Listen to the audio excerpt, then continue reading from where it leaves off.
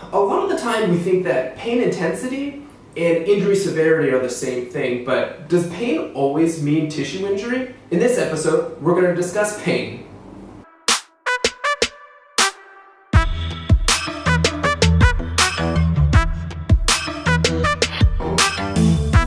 Well, it would be nice if pain intensity and pain severity were closely correlated, meaning that the more pain you were in, the worse the injury was. It doesn't really seem to be the case. So the example I always give is when you have a paper cut.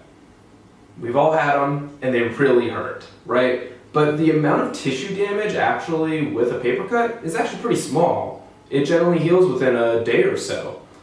And so it's a good way of kind of looking at it and saying, well, if the pain severity meant it was a really bad injury, a paper cut would be a really bad injury, but it's not. The other example I use is a broken arm. So of course it hurts when you broke it. So if you fell or got hit or whatever, it generally hurts when it happens. But as soon as you're in the cast, the pain typically decreases if you feel pain at all while you're in the cast for the 6 to 8 weeks. I know when I broke my thumb, I was in a cast, and while I was in the cast, I didn't really have any pain unless I hit something with the cast or something like that. But the point being is that there's tissue damage. The bone's still broken while in your cast, but there's not much pain, so there's not a good correlation between pain intensity and injury severity. And this relationship between pain and injury decreases over time. So initially, pain can give some indication of what's going on. So when we broke our arm, yes, there was some tissue damage. The pain's telling you, hey, something happened in the arm. But as the pain persists for a long period of time, that relationship decreases. So when we look at either like persistent low back pain, where someone has had low back pain for over 3 months, or maybe persistent shoulder pain, where we have rotator cuff pain for 3 to 6 months, tissues heal. So if there was an initial injury, those tissues should have healed somewhere within 6 to 8 weeks. Some tissues take a little bit longer, but if we've had pain for over, let's say 3 months, 6 months, something like that, the pain state has less to do with the actual tissues and more to do with protection. If you think about it, pain is one of the best ways to make you stop using an area so you can protect that area. So if the brain thinks that we're at risk or we're threatening the health of our low back or our shoulder, well, if it generates pain, then we'll stop using it. So a good example would be if you were at the gym deadlifting and you're pulling and then you felt a pop in the low back and you had a lot of pain.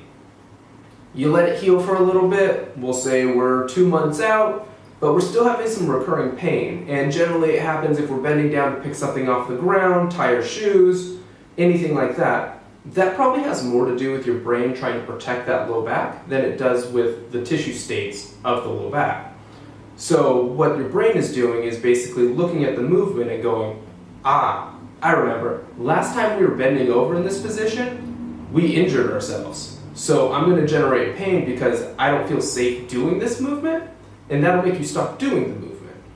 And that's a great short-term protection strategy, but not a good long-term protection strategy because you have to bend over, you got to be able to move. So it's a state where your body's become sensitized to that movement. And what do I mean by it's a sensitized movement? Well, what happens is that in the beginning, pain is generated and modulated in the brain. So what happens is that your tissues can send up danger signals, which is called nociception. So they go from your tissues up to the spinal cord and up to your brain, and then your brain ultimately decides whether you're in a threatening position or not. So it can then decide whether pain is appropriate in the first place and also how much pain it should generate.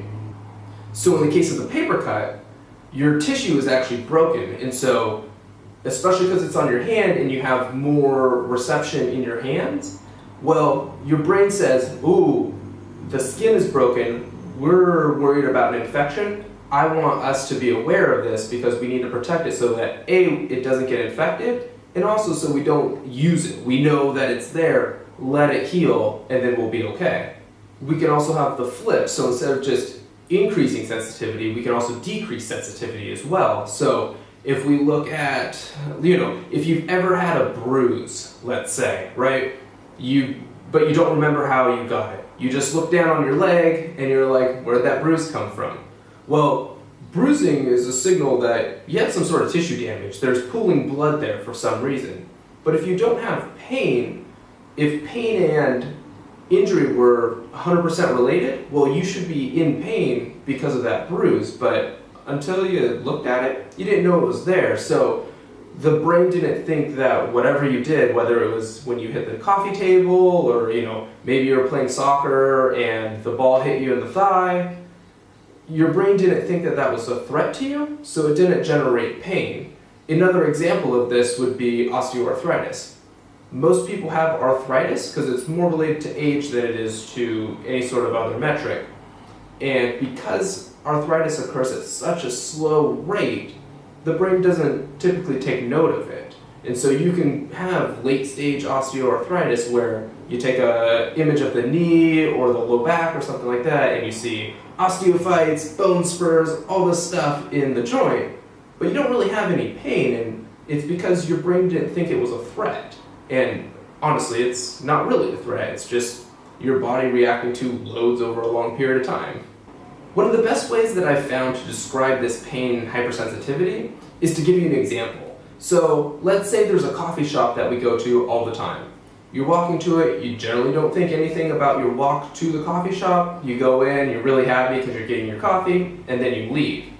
Now, let's say one time somebody robs you as you're going to the coffee store, right? They stole your wallet. The next time you walk towards the coffee shop, you're going to be a little bit more vigilant, right? You're going to be looking around, you're going to be checking every alley, every little place, and you're going to be looking at everybody as a potential threat. Even though the person who stole your wallet, they're not there anymore. And that's hypersensitivity. There's no threat there anymore, but your body's reacting like there's still a threat.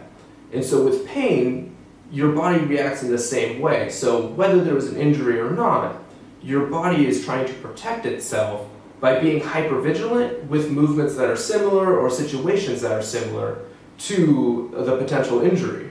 And I'll make a separate video on the approach to overcoming persistent pain, but basically what you would do is that the same thing you would do with the coffee shop.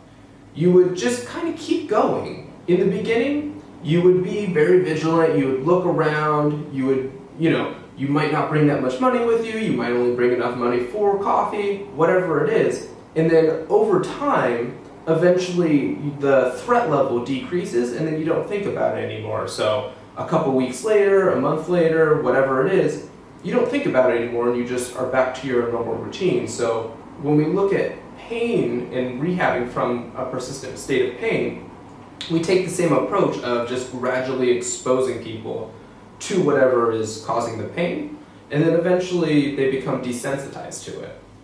Thank you guys so much for watching another episode of Monday Mornings with Michael. I hope that you guys found this information useful. If you did, please like this video and don't forget to subscribe. Until then, I'm just going to hold this plank until you go ahead and push subscribe. Go ahead and push subscribe. I don't know how long I can hold this plank. Just click that button right there.